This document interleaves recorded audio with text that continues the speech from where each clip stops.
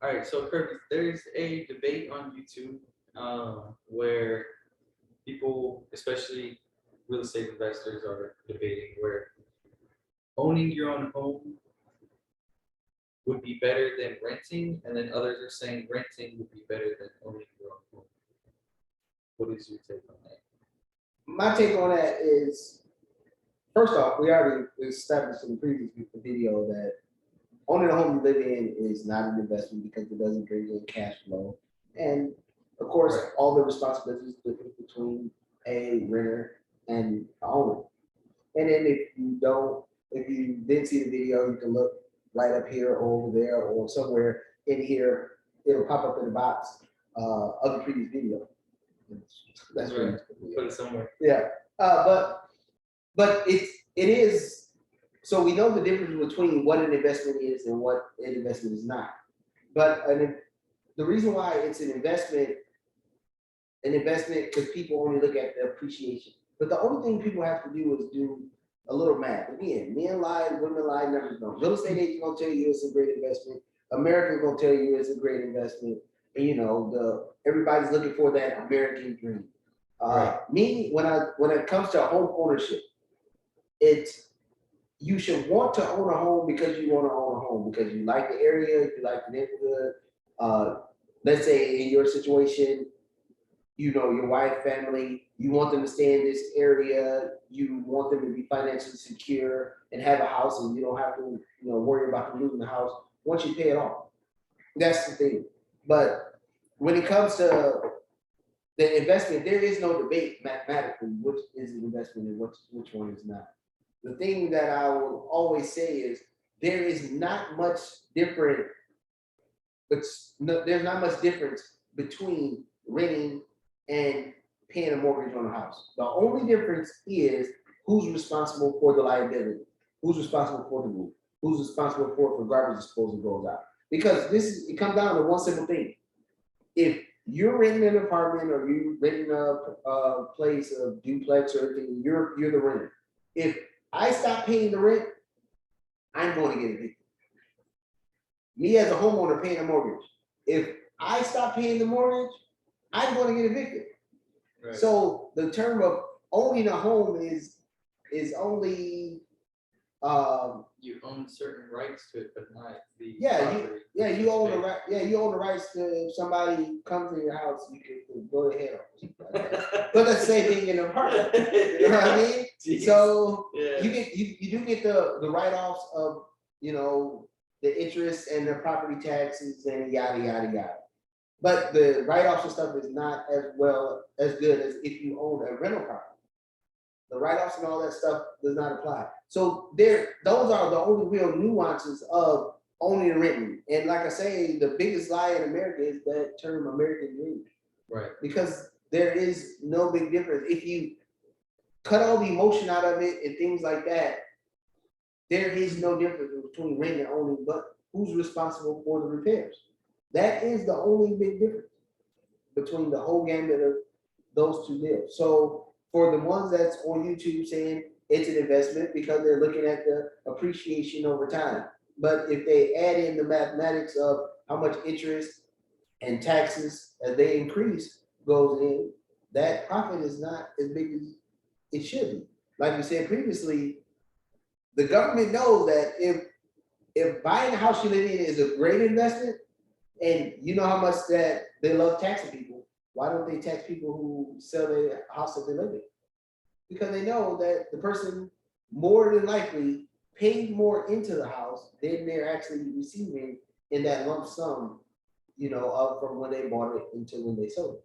But in the case of a rental property, they will tax the hell out of you if you sell a rental, you buy a rental property and it appreciates in value, and then you sell it because they know all the property taxes you written off, all of the interest on the property you written off, every repair is 100% tax deductible. So that's why the tax difference is different for the two. So really, there is no debate really of which one is an investment and which one is not when it comes to renting a home and buying a home, or actually having rental properties and living in a home that you live in.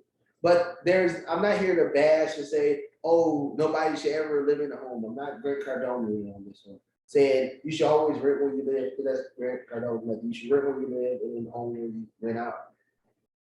I say if you want to buy a home, it is because of the sole fact that you want to buy a home. Don't go with the philosophy of it's a good investment, because a good investment can be tested. So if you gonna say, hey, I want to own a home, it's because you want to own a home. There's no other reason behind it. And I talk to many people that I've said the same thing to you about renting versus buying and things like that. And of course, the emotions get involved into it.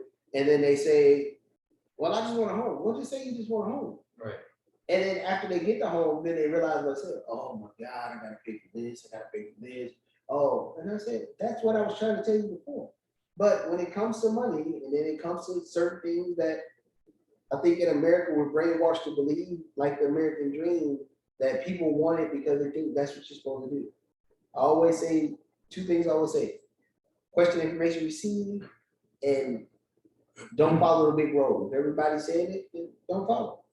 And that's my view on how the YouTubers view an investment versus, investment property versus a home you live in, or which one is better, renting a property or owning a Right. And I can agree with that, especially with like you touched on the emotional part. When we got our house, I mean, it was purely just because we wanted a house. It wasn't because we weren't looking at numbers as far as, oh, how much appreciation value can we get if we moved into a house. The appreciation aspect didn't even really cross my mind until, I got an email saying, hey, your home value has gone up. I was like, oh, cool.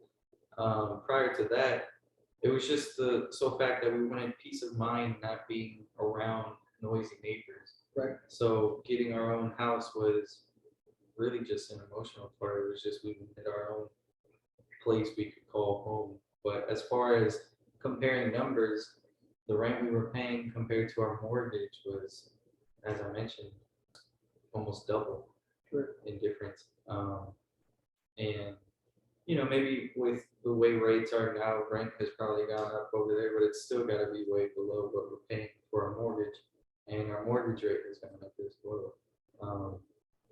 And I have a great supportive wife, but there'd be no way I could convince her into moving into a duplex. But if I was single, that would be the way to go for sure. Right. Yeah. And it's different strokes for different folks, but really what I'm trying to explain or expand upon is don't get caught in the emotional aspects of it. It's more if you want to base it on numbers, if you want to base it on, hey, if I'm buying it because it's a good investment, then you shouldn't be buying it. If you're buying it based on, hey, I want stability, I want to buy a house, I plan on being here for 10, 20, 30 years, then buy it because of that. Now, if you want to get a house and then you want to buy it 10, 20, 30 years, you plan on staying there, then I'm all for buying a house. But if you know that your job is going to take you here, there, and everywhere else, and you're going to be moving in and out of houses every 2 or 3 years, it's not worth it mathematically to even do it. I mean, the people who bought in 2020, and everybody will bring up this point, people that bought in 2020 and then sold in 2022, they actually did make a profit. But those anomalies in the housing market don't happen that often. So if you're going to try to time the market and moving out of a house buying a house and selling a house, then okay.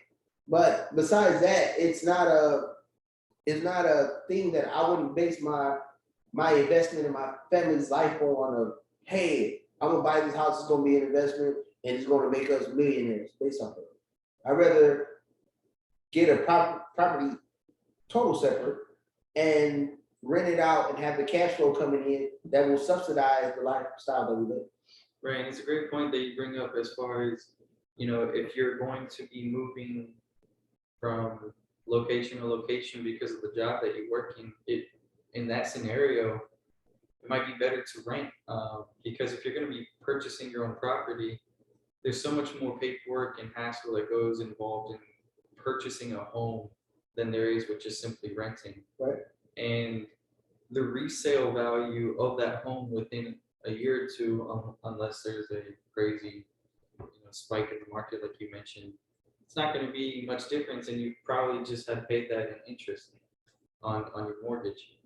Um, so in that scenario as well, there's a lot of people that might try and argue, well, can I just rent the house if I'm going to be moving because of my job? And what can you say on that? Because I mean, I know we've spoken on this, but as far as if you haven't paid down enough equity in the home, is it even worth trying to rent out the property? If you are to move out of your house and then, right. And then I see that a lot. A lot of people reach out to me and say, hey, I have this house, I want to buy this other house, and then I'm gonna rent out the house I own. It sounds like a good concept if you're talking to people that haven't been in the game or don't know the other side. Usually people that's doing this, they never rented a property before, or this is their first time in the game. But the truth of the matter is, so let's just stick to the $100,000 house. So let's say $100,000 house. Well, in Florida we don't have $100,000 house, so let me stop lying. So let's say a person is paying $1,200 in mortgage a month, and they plan on moving out and getting another property where they pay whatever they're paying, and then they're gonna plan on renting it out for, let's say, $1,300 a month. Everybody's saying, oh well, great, that's $100 a month extra in cash flow that they're receiving. But really, that's not the truth, because remember, again, when somebody is renting, everything that happens to that property, that's not the tenant's fault, depending on how you write up the lease. Right. It is the responsibility for the owner of the property. So I would always, and I'll never forget this, I was at St. Pete Beach. I don't know the name of the beach, but I was at St. Pete Beach, and then I was with my son, and we sitting there playing volleyball. We was at a corporate event, and a guy came up to me and said, hey, I'm about to buy another house, I'm gonna rent out mine. And I only had one question for him. I said, first off, how much is your mortgage that you owe now? He said something around $1,200. And I was like, how much rent can you get in the area? He said around $1,200, $1,300. So I said, so it's about $100 gap between what you owe in the mortgage and the rent you receive. He said, yeah, it's a good deal. He was excited, it's a good deal. And people always say I'm the one that piss on people's parades, but I'll just, again, men lie, women lie, numbers don't. So then only thing I asked him was, hey, if you rent out this place and then you move into your new place, so now you're paying mortgage on two places. He said, yeah. And then so I said, if the hot water tank busts tomorrow, it's gonna cost between $1,100 and $1,500 to get it fixed. Do you have $1,100 or $1,500 to get it fixed? He said, no. I said, well, you shouldn't have a rental property, especially at that, with that small gap between. Now, let's say we go into the inverse, and let's say he's been living at this property for 20 years. He owe another $50,000 on the property. Let's say he refis the property and he gets the mortgage down to a 30-year with only owing 15. Didn't take any cash out, just refied it just to get an interest rate based on how much he owed left on it. So $50,000. So he's paying $300 or $400 a month.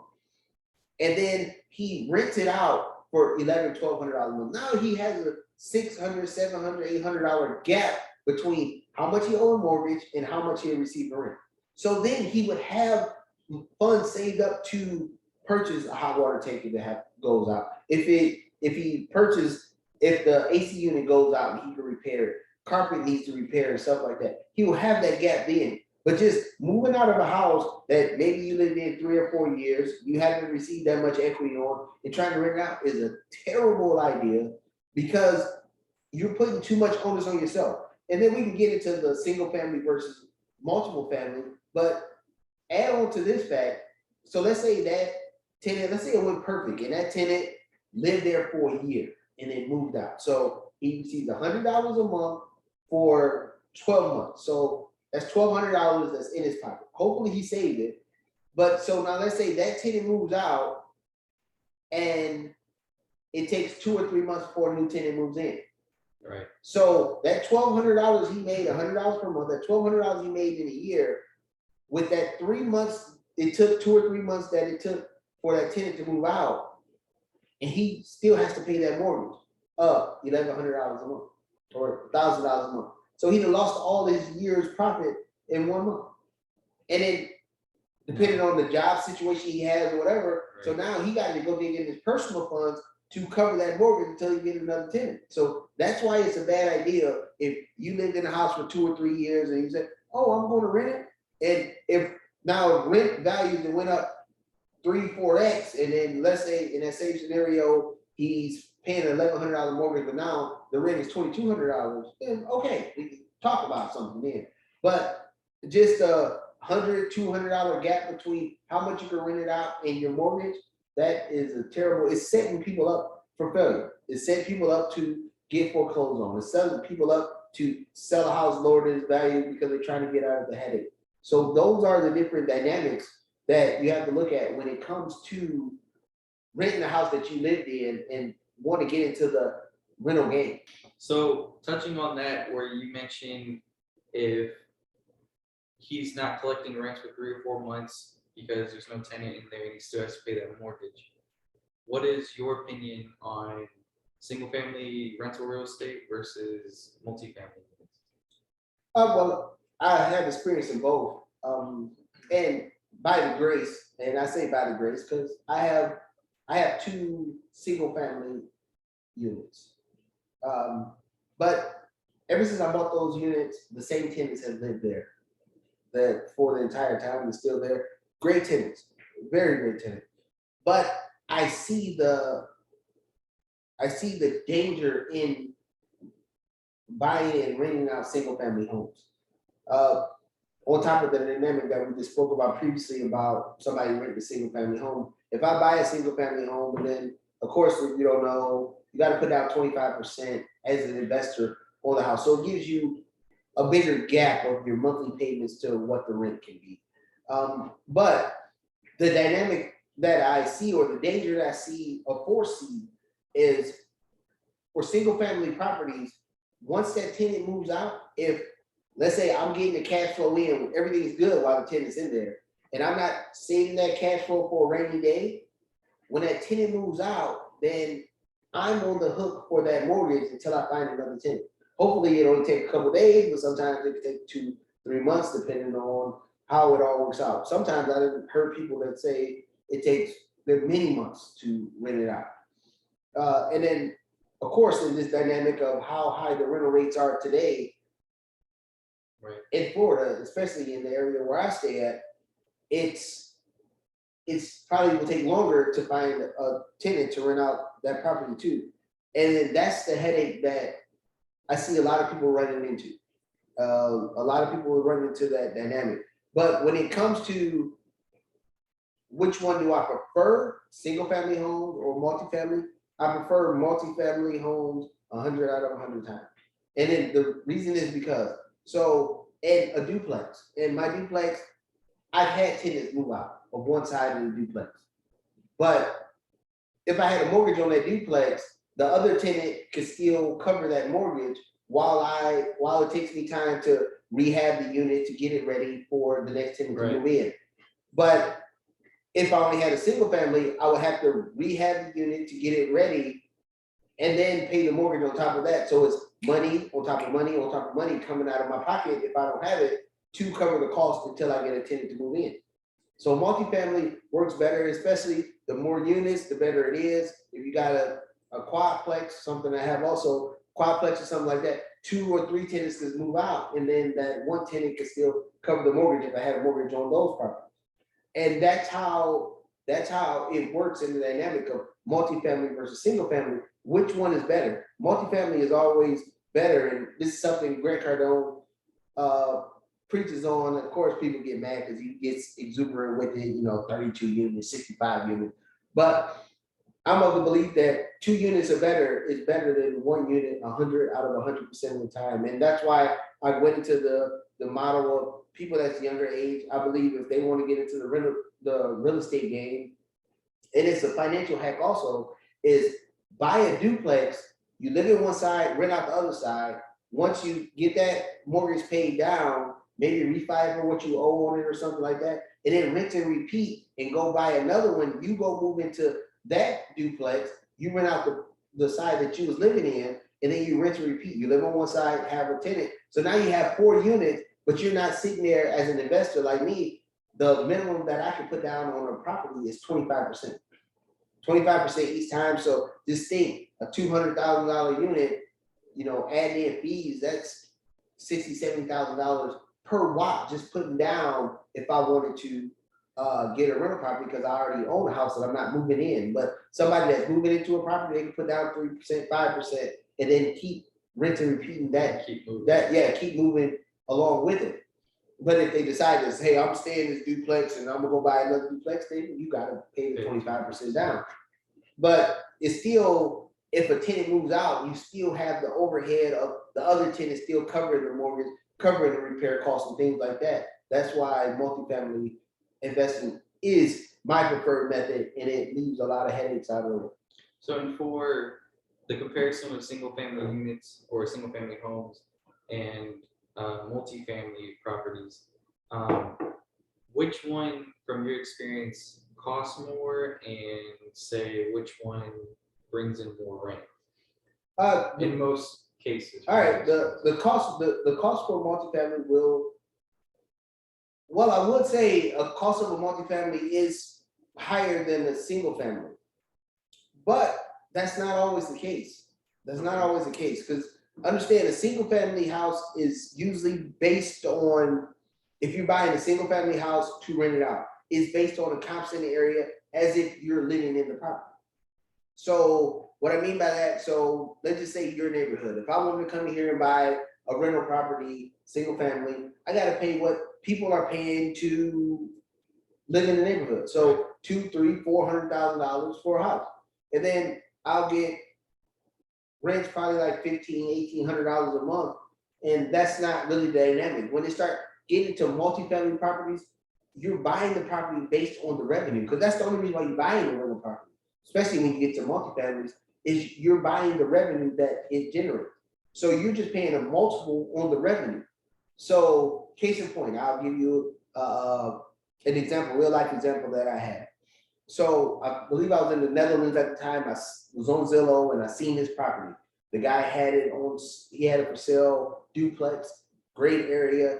He had it on sale for, I think, $270 or some odd dollars. And then, so I still like the property, and they was basing it on the comps in the area of people living in it.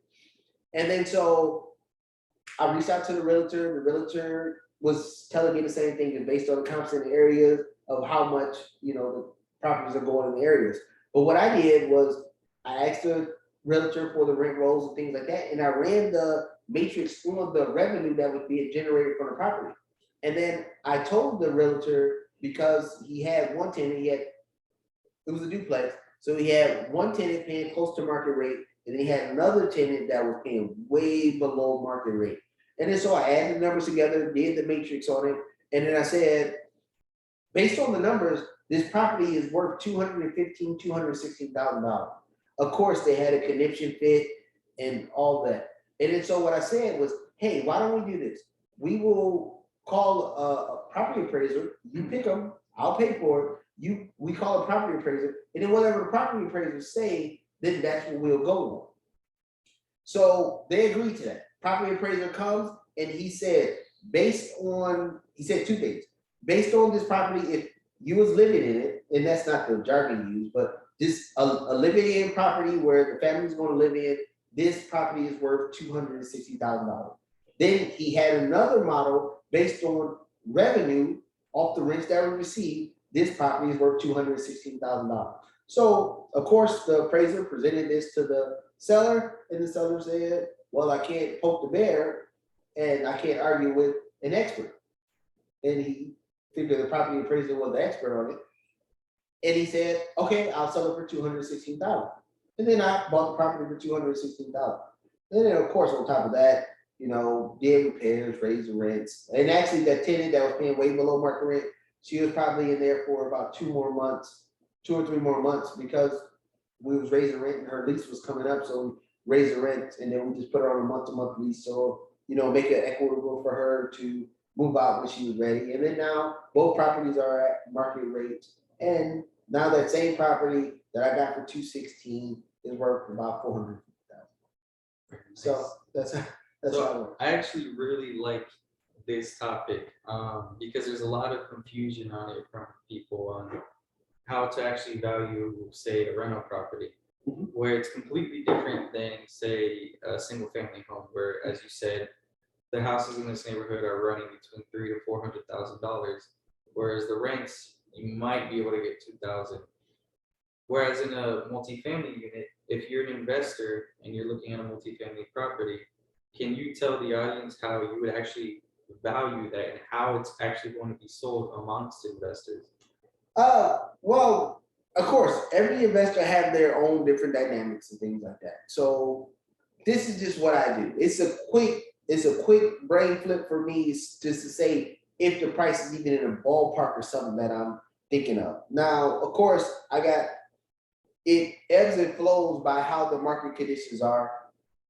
But a simple metrics that I used right after the financial crisis, years following that, 2000, 10, 11, 12, 13, 14, 15, 16, 17, hell, almost before the COVID crisis happened. This is the metric that I use, just to see if it's in the realm of possibilities. I'm not saying this is a perfect method, but this is saying, hey, okay, this property, what the sale price is close to the number that I have in my head. So I'll, entertain it. So the only thing I do is for multifamilies, and again, this dynamic has changed since 2020 because of the rising prices of course, rents and how they're pricing rental properties. But what I used to do is this: I would see how much rent was coming into the rental property, no matter duplex, fourplex, fiveplex, no matter what.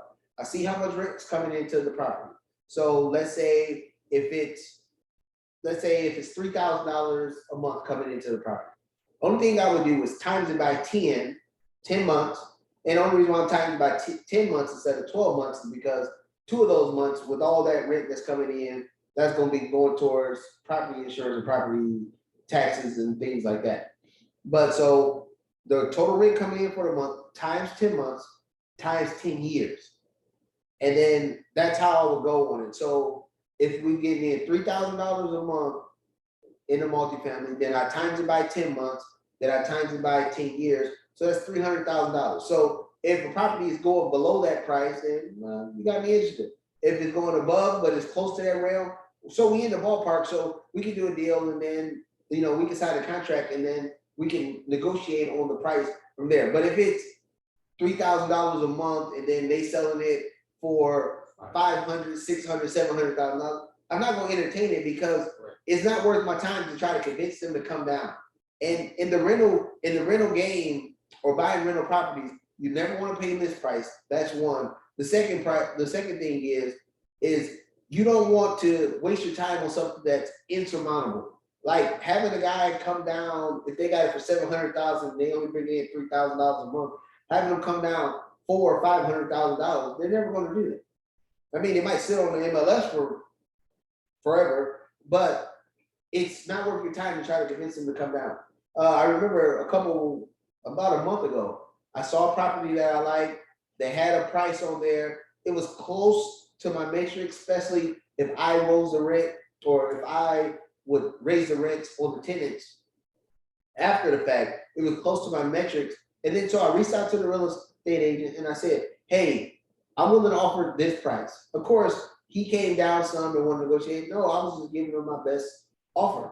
And I explained to him why. I don't ever just say, hey, this is my price. I've been doing this a long time. This is what I'm gonna do, and I ain't doing nothing else.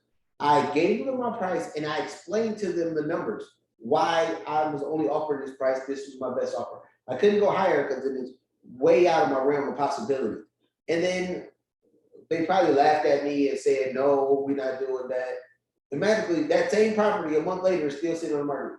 In this condition now, those rental properties do not sit on the market. But other investors see the same thing that I'm seeing, that the property is not that high. And then, of course, I'm trying to play the game, and I still reach out to the realtor to see if they sell the house. I know they didn't, but see if they still sell the house, to let them know, hey, my offer's still out there. But they have this imagination that they can sell something based on what I can potentially do later on. everything that I do later on is work, effort, and money that I have to take out of my pocket. So I'm not going to buy a property based on what I can do. I only buy properties based on what the seller has done. So if they say, hey, we got a property below market rent and the market rent is hell double from where it's at, I'm not going to pay them the amount for the property of what the market rents are. I'm not paying them that multiple on the property because once I buy the property, whatever leases that they have in place, I have to honor those leases below market rent. I have to honor those. So I'm not gonna sit there and say, oh, well, I'll pay you as if they paying $1,400 a month when they're only paying $700 a month, because I gotta endure those months that they're paying $700 a month. I gotta, when that tenant moves out, because when I raise it to $1,400 a month, they probably can't afford it. I have to endure the tenant not being there and I'm not receiving revenue. I have to endure remodeling the place to get it rent ready for the next one. I have to pay all that cost, time, and effort for it. So I'm not paying the seller for what I have to do. I only pay them for what they have done. So, and I'll give them a little multiple, a little higher than my realm if I think I can get this tenant out fast and then flip it over and then get new tenancy and paying a higher rate. But I'm not going to go extreme as to what the market rate multiple is to where it's at now, just to close the deal. So I'm willing to wait. And just to clarify, when you're buying or valuing multi-unit properties, you're valuing it as a business, unlike a single-family residence where you value it on who's going to live there in the market as far as who lives in the area. Is that correct? That's correct.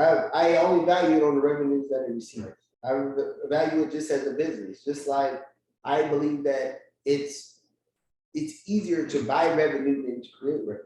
Right. So it's easier to buy a rental property that already have tenants in there than to create revenue, as in to get a plot of land and build a duplex and then advertise and things like that. It's easier.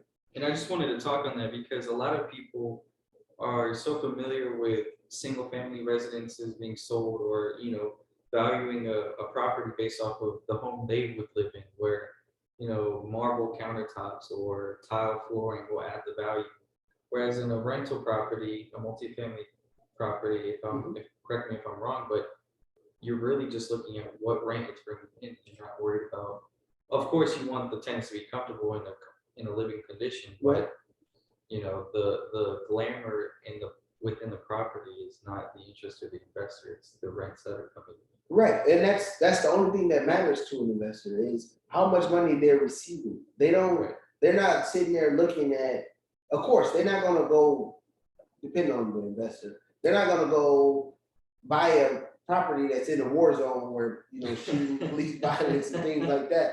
They're not going to do that, but they want their tenants to be comfortable. Fighting for mica countertops and things like that. The granite and stuff like that, depending on the area. Depending on like if we in South Tampa or something, granite countertops probably is a necessity. But for mica, everything's functional, livable, no holes in the walls, of course. You want it painted and all that. And you want them to have a comfortable lifestyle, but you're not trying to make it look like the Ritz-Carlton. You wanted something that they can live in, because things are going to happen. So let's say you in a place, you rent it out for $600 a month or something like that, but you got marble countertops. Those marble countertops gonna get broken and stuff will happen, and then you're paying exorbitantly more to repair the place from the rent you're receiving in, and that's not how it works. Right. And as far as people, especially people new to the game, they look at areas, oh, well, I'll live there, I won't live there. It's really not about where you live. It's about the area itself. Like me, I live anywhere. I grew up in Detroit. I live anywhere. But you don't want to be in a place where, like I said, war zone, where you see shootings, crime rates high, and things like that. But you want to be in a place where it'll be comfortable for, hey, I'll live there, but it'll be comfortable for people of a certain dynamic. They'll live there also. You don't want to be sitting there drive-by shootings and you dealing with that dynamic. Because eventually your house will get drove by on because of the quality of people that's gonna be there. Right. So you're not want to take you don't want to set your standards so high to say, oh, where I will and won't live, but you don't want to set it so low of saying, well, they pay rent here, I'm in there.